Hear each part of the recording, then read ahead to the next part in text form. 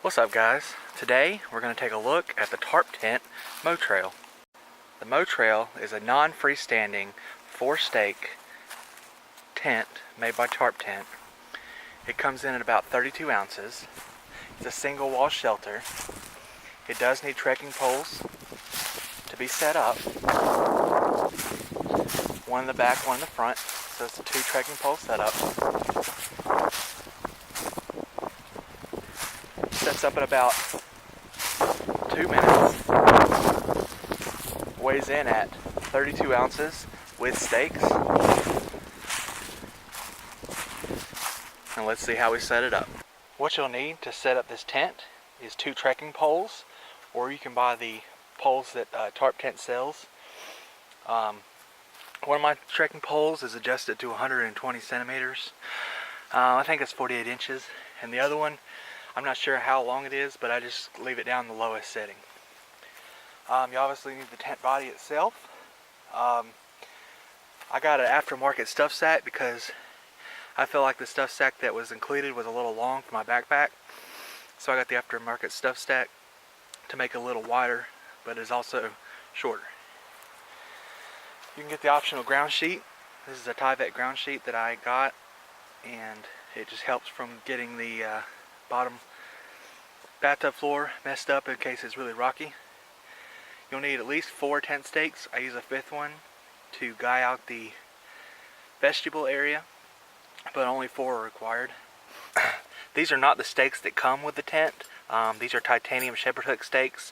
I find these are about the same weight as the stakes that do come with the tent, but I find them a little bit easier to use. And this is the top strut that is included. I take it out every time just so that it's easier to stuff the tent in the stuff sack. Alright, to get started in setting up your shelter, just take the tent out of the stuff sack here. Lay that to the side. I find the back of the tent, and usually I just lay it out from the back to the front, whatever way you want to sleep. Try to get it laid out the best you can. Take your shorter trekking pole. You take the tip side up and put it in this little grommet on the back. Take a stake and guy out one end. I don't push them in all the way yet because I'm going to make adjustments later. And guy out the other end on the back. That way the back's standing up. Then I'll come to the front of the shelter. I'll grab the strut and put it in the little sleeve right here. Go ahead and take my longer trekking pole that's 120 centimeters. Stick it in through the vent. Make sure the tip's up. Put the tip into the grommet. Center it with the back trekking pole.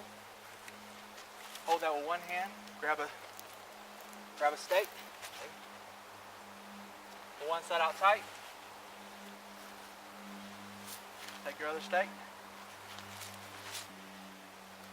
Pull that out tight. At this point, you're pretty much done. I'm just going to walk around. Make sure I got a top pitch everywhere. It looks pretty good. So I'm going to go ahead and step on these back stakes to make sure they're all the way in. Go around this way. Make sure my front ones are all the way in.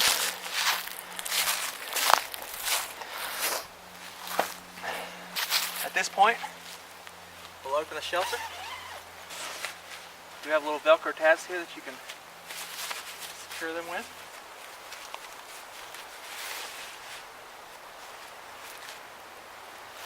Make sure your trekking pole is vertical.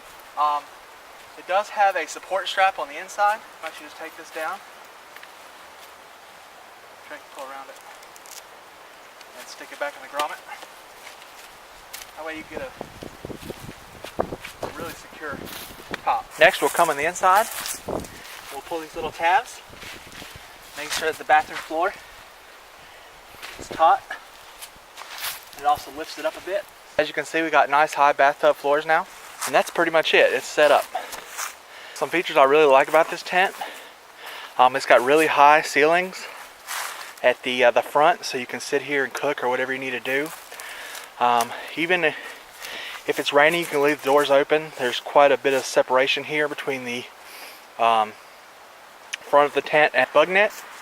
So even if it's raining, as long as the wind's not blowing the rain in, you can leave those open for ventilation. On the inside, all the way in the back, there's also storm doors and more mosquito netting to allow for a lot of ventilation. And all the way around the sides, there's also mosquito netting for ventilation.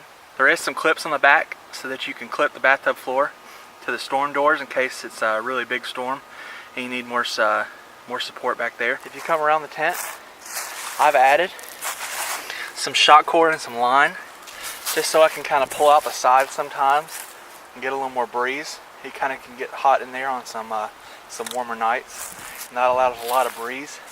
And also in the wintertime, I might pull those out because to eliminate some of the condensation. Being a single wall tent, this tent does get a bit of condensation, especially on cooler nights. The way it's designed though is that the water will run down the side and out the mosquito netting and hopefully won't get on you. Also in the back, there are mosquito nets against the wall to keep your feet from touching it if it gets some condensation. I've used this tent for about 7 months now. It's done really well. I've only had it fall down one time in really windy conditions, and that could be my stakes and not the tent. One of my stakes came undone. But other than that, it's a great tent for the weight. I mean, obviously you could go lighter with Cuban fiber or something like that, but as far as steel nylon goes, it's a great tent.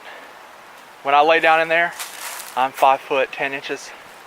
When I lay down, I still have another at least 6 or 7 inches on each side of me, my head and feet. And fitting 2 sleeping pads side by side, I still have 3 or 4 inches on each side as well. So it's very roomy for 2 people. You can fit 2 pads here without a problem at all. So yeah, if you have any questions or anything, let me know and I'll get back to answering those. This is an amazing tent. You guys should check it out.